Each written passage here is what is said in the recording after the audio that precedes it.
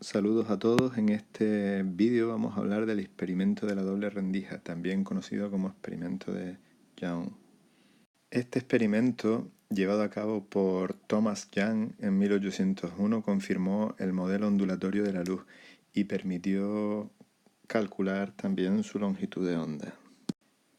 El experimento consistía en una fuente de luz monocromática que estaría situada aquí, equidistante de dos rendijas, es decir, la distancia de aquí a la rendija 1 y a la rendija 2 eran las mismas, de modo que la luz llegaría en fase a las dos rendijas y se podrían comportar como focos secundarios F1 y F2 de ondas coherentes, ondas con la misma amplitud, con la misma pulsación, con el mismo número de ondas y además que están en fase. A una distancia D tenemos una pantalla que sería esta de aquí, que estoy trazando ahora mismo en rojo, y en esa pantalla se va a formar un patrón de interferencia. Dicho patrón de interferencia consistirá en unas franjas brillantes, que sería esta de aquí, la central es brillante, seguida de una franja oscura, una brillante, otra oscura, otra brillante y así sucesivamente. Por abajo, simétricamente, representamos lo mismo, es decir, franja oscura, franja brillante, franja oscura, etcétera, etcétera. Aquí estamos rayando de azul las que serían las franjas brillantes y estamos dejando en blanco las que serían franjas oscuras. Es decir, aquí habría una franja oscura, franja oscura, franja oscura, franja oscura. Este sería el patrón de interferencia creado por la doble rendija. Para que se pueda apreciar el fenómeno este de interferencia con la doble rendija, la abertura, es decir, el ancho de la rendija tendría que ser de una dimensión similar a la longitud de onda de la luz que estamos utilizando. Con este patrón de interferencia, aquí tendríamos una interferencia constructiva, en donde está negra tendríamos una interferencia destructiva. Para explicar el fenómeno de las interferencias constructivas, bueno, si llegamos hasta una franja, esta diferencia de recorrido, si este es R2 y esto es R1, la distancia, pues la diferencia que vendría a ser delta R, R2 menos R1, nos tendría que dar un múltiplo entero de la longitud de onda. Esa sería la condición para tener una interferencia constructiva. Con esto tendríamos una interferencia constructiva. Para determinar delta R en este triángulo rectángulo que tenemos aquí, delta R sería el cateto opuesto al ángulo alfa que señalamos. La hipotenusa sería D, que es la distancia que separa a las dos rendijas, y podríamos expresar delta R como hipotenusa, es decir, D por seno de alfa. La pantalla en la que se forma el patrón de interferencia está a una distancia D mayúscula de la doble rendija. Esta D mayúscula es muchísimo mayor que esta D minúscula, por lo tanto los rayos prácticamente serían paralelos y no como se representan aquí en la gráfica por mayor comodidad. En la realidad los rayos serían prácticamente paralelos y aquí tendríamos el triángulo rectángulo con alfa, D y delta R.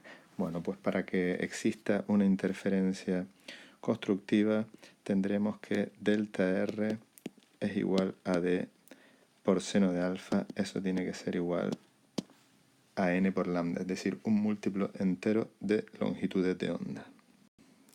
Si nos centramos otra vez en esta representación gráfica, hemos dicho que D es la distancia que separa a la pantalla de la doble rendija e Y sería la altura a la que se encuentra la franja con la interferencia constructiva que hemos elegido, es decir, en concreto esta de aquí arriba. Bueno, pues alfa se repetiría de nuevamente aquí. Este ángulo alfa, su tangente, la tangente de alfa en este caso sería y partido por d. Para ángulos pequeños, el seno de alfa se puede aproximar bastante bien a alfa y a la tangente de alfa, y tendríamos que d por tangente de alfa es n por lambda, o d por i entre d mayúscula es igual a n lambda. Si despejamos de esta última expresión, despejando de esta última expresión, tendremos que la altura a la que podremos encontrar las distintas franjas brillantes será igual a lambda por d mayúscula entre d minúscula y por n, haciendo variar n, es decir, que sustituyendo n por los distintos números naturales, encontraremos la altura de las distintas franjas. En la mediatriz que separa, en la mediatriz del segmento entre las dos rendijas, nos vamos a encontrar siempre el máximo o la interferencia constructiva central. Esta de aquí la corresponde a n igual a 0. Y vamos a tener una interferencia constructiva porque la distancia a cada una de las rendijas va a ser igual. R1 y R2 van a ser idénticos. Entonces tendremos siempre que delta R es igual a n por lambda. Por tanto, aquí siempre una franja central que será.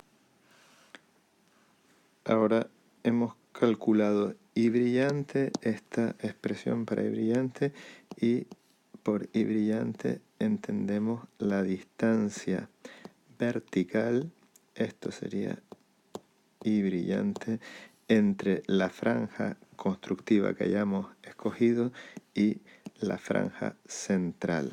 Esta altura sería I brillante. Si queremos hallar una expresión para determinar la altura a la que se encontrará alguna franja oscura, tendremos que hallar precisamente este valor de aquí, la altura desde la franja oscura hasta la franja central, esta que dijimos que siempre era constructiva. Bueno, procederemos de la misma manera que hicimos antes. Tendremos que coger hasta esa franja oscura y veremos cuál es la diferencia de recorrido, siendo esto R1 y esto R2. Aquí tendremos en este triángulo el cateto opuesto como delta R, el ángulo alfa y por hipotenusa de la distancia que separa las dos rendijas. Delta R por trigonometría sería hipotenusa por seno de alfa y se tendría que dar la condición para interferencias destructivas, que eso tendría que ser igual a un múltiplo impar de semilongitudes de onda. Nuevamente, si aproximamos el seno de alfa por medio de la tangente de alfa para ángulos pequeños, tendremos que toda esta expresión se irá transformando y la tangente de alfa, como vimos anteriormente, vendría dada en este triángulo rectángulo. Este sería alfa, este cateto es y y este otro habíamos dicho que es d mayúscula. Por tanto, d por i partido de d mayúscula es múltiplo impar de semilongitudes de onda.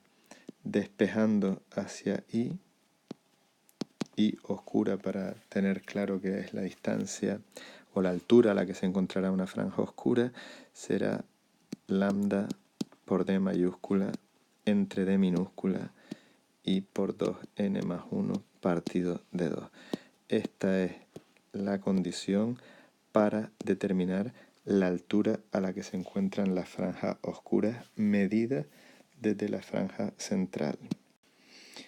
También podemos calcular la altura a la que se encuentra esa franja oscura, la distancia a la que se encuentra la pantalla de la doble rendija, la distancia que separa a una rendija de otra y simplemente despejar hacia lambda y determinar la longitud de onda de la luz monocromática que estamos utilizando en este experimento.